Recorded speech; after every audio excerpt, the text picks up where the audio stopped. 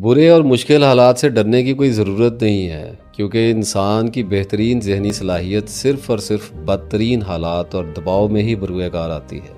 جو اندھیروں میں ڈوبے ہوئے ہیں، جو حالات کی سختی، اپنوں کے تانوں اور ستم کا شکار ہیں، وہ جنہیں زندگی نے کچل کر رکھ دیا ہے، انہیں خبر ہو کہ پانی اپنا راستہ خود بنائے گا۔ مایوسی تو شکست کھا جانے کا، ہار مان جانے کا نام ہے۔ زندگی کی جنگ جیتنے کے لیے لڑتے رہنے سے بھی زیادہ میدان میں کھڑا رہنا اہم ہوتا ہے۔ زخموں سے چھلنی روح اور وجود کے ساتھ ہونٹوں پر مسکراہٹ لیے ڈٹے رہنے والے ہی آخر کامیاب ہوتے ہیں۔ کسی کے سامنے رونا اپنے آنسوؤں کی تذلیل کرنا ہے۔ انسان کے اندر کی دراڑیں صرف اس کے رب کو دکھائی دینی چاہیے۔ بس ایک اسی کے آگے رویا جانا چاہیے کہ ایک وہی تو ہے جو آنکھ سے نکل کر مٹی میں گرتے ہوئے دل کے خون کا قدردان ہے۔ باقی سب کے لیے تو وہ پانی ہے۔ زندگی حادثات کا پیچیدہ ترین مجموعہ ہوتی ہے۔ یہ کبھی انسان کے بنائے ہوئے منصوبوں کے حساب سے نہیں چلتی۔